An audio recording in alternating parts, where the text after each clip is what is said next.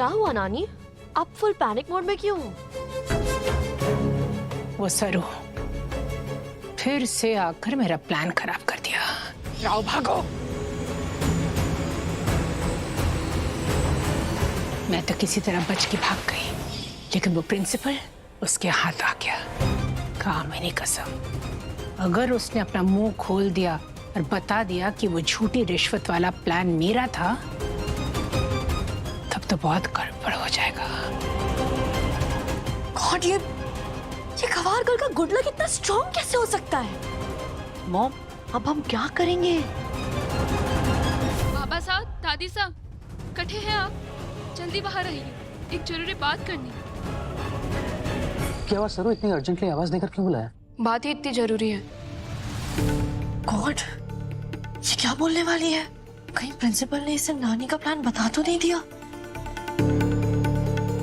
वेद साहब पर झूठा इल्जाम लगाने और अपने कॉलेज का नाम बदनाम करने के पीछे प्रिंसिपल साहब का ही हाथ था।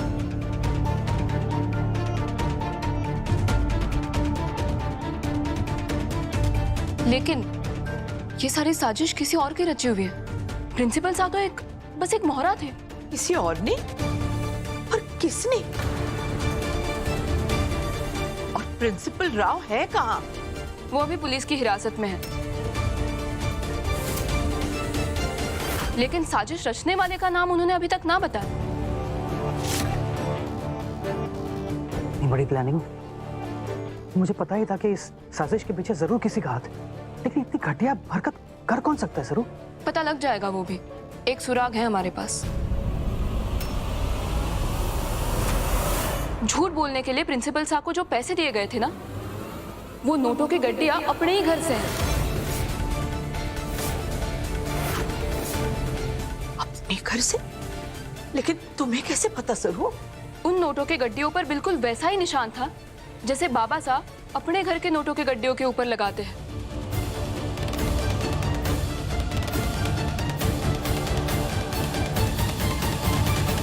तिजोरी में रखी जाने वाली नोटों की गड्डी के पहले नोट पे अगर ऐसा वाला मोहर लगाते हैं ना, तो घर में बरकत आती है।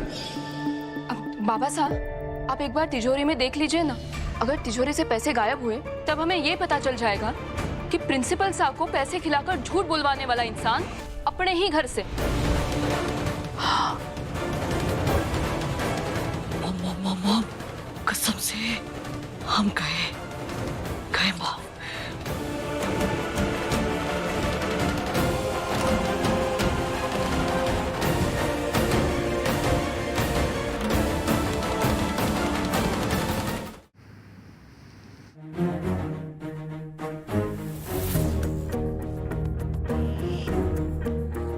अगर तिजोरी से पैसे गायब है तो फिर पता चल ही जाएगा प्रिंसिपल के साथ कौन मिला हुआ है इस घर से।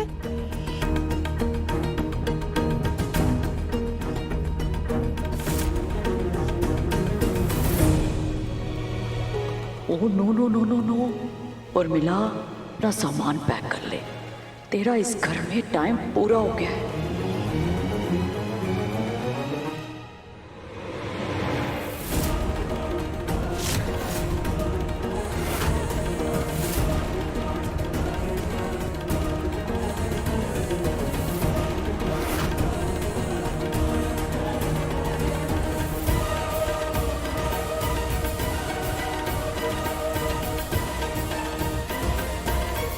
माँ, तिजोरी में तो पैसे पूरे हैं। हाँ,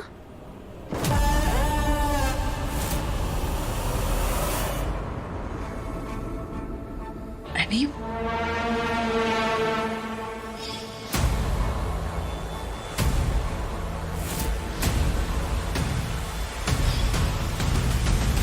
कोई बात नहीं, आप लोग फिक्र मत कीजिए। पुलिस स्टेशन में प्रिंसिपल राव से पूछताछ चल रही, बहुत जल्द पता चल जाएगा कि इतने बड़े खेल के पीछे हाथ किसका है।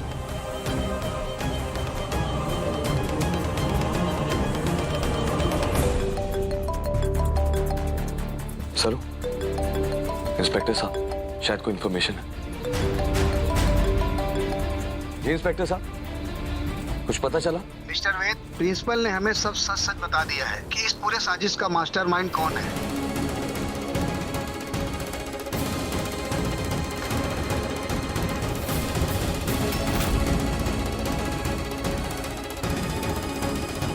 कौन है? किसने पैसे दिए हैं प्रिंसिपल साहब को झूठ बोलने के? अन्नपूर्णा ग्रुप ऑफ इंस्टीट्यूशन के राइवल टीके कॉलेज के हेड मिस्टर गुप्ता, उन्होंने आपके कॉलेज की रिपुटेशन खराब करने के लिए ये प्लान बनाया था।